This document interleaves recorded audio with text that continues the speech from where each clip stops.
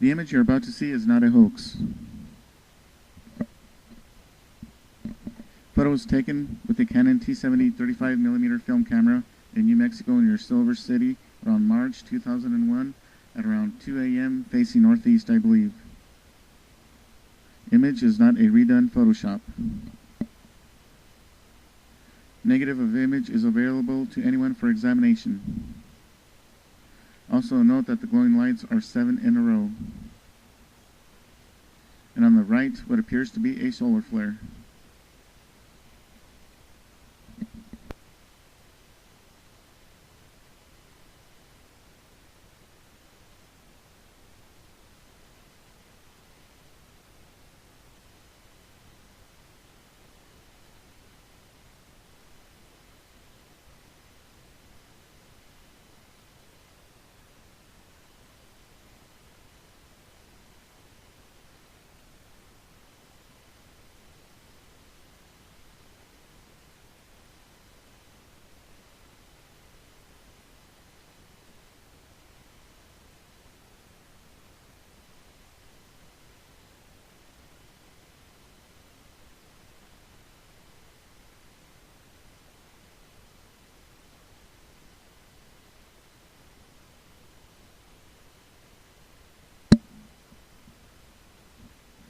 Now view the image in comparison to ancient and medieval art.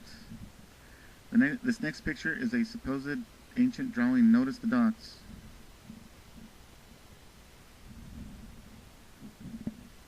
Again, image of photo.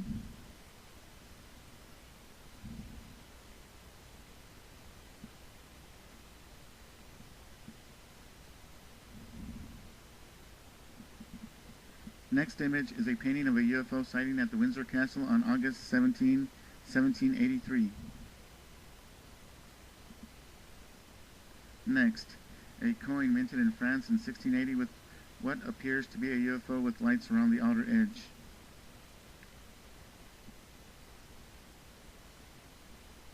Next, a pre-Columbian aeroplane model or model of a monarch butterfly. You be the judge.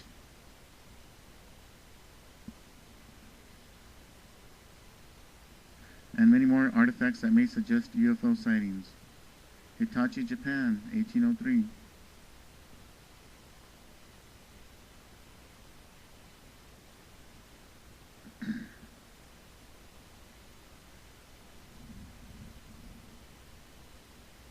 The last image, of which appears to be saucer-shaped, has a cross in it, of which I will get into later.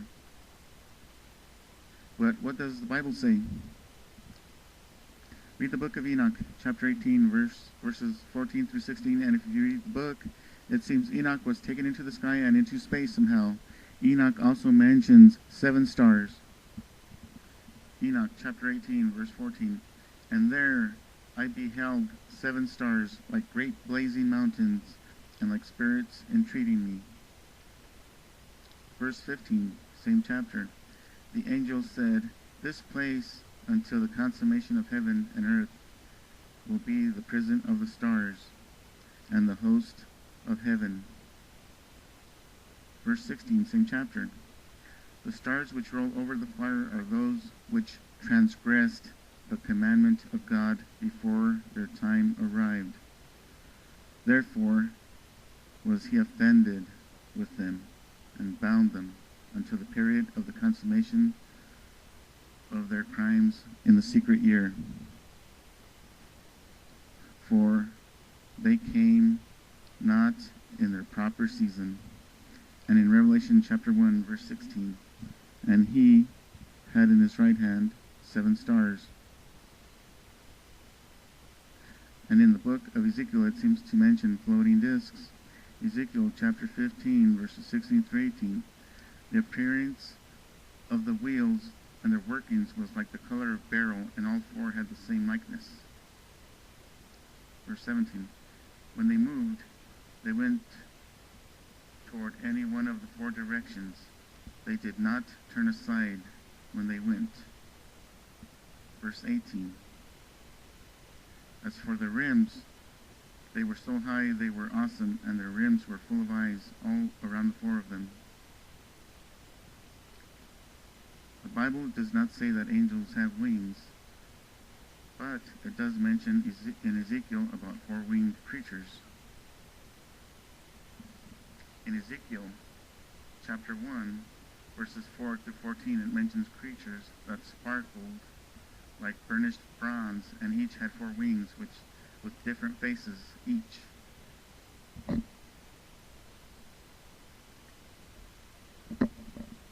Ezekiel chapter 1, verse 4. Then I looked, and behold, a whirlwind was coming out of the north, a great cloud raging with fire, engulfing itself.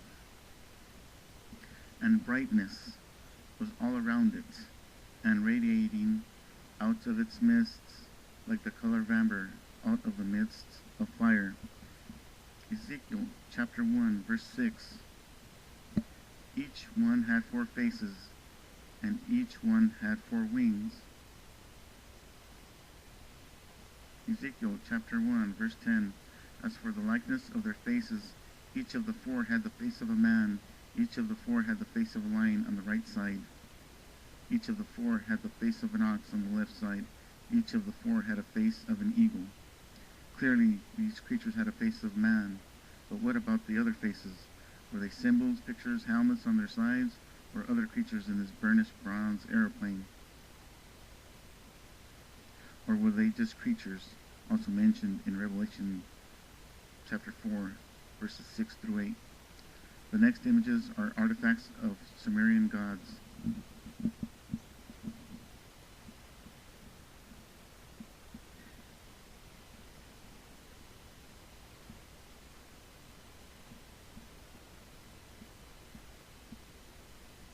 Creatures, gods, or just creatures pretending and pretending to be gods.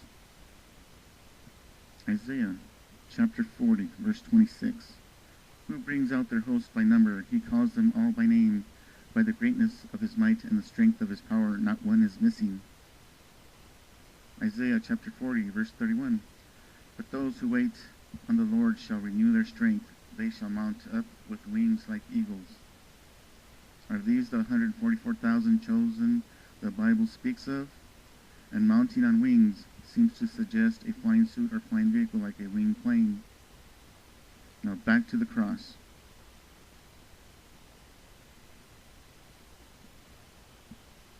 No telling what it signifies, but seems to imply a flying saucer, the sun god, and the Egyptian Tau cross. You may also find the cross in Greek art depicting the sun god Apollo, or Apollyon in Greek. And in Hebrew, Apollyon's name is Abaddon. Read Revelation chapter 9, verse 11. Does anyone know what those 7 stars are in the sky? No, of course not. Man is separated from heaven and earth. This is why man should never make any image of anything and worship it. Or maybe those 7 stars is the ship with all 200 angels who have transgressed rolling over the fire as described in the book of Enoch. And if there are thousands or millions or even trillions of flying or floating objects, how are we to discern what or who they are?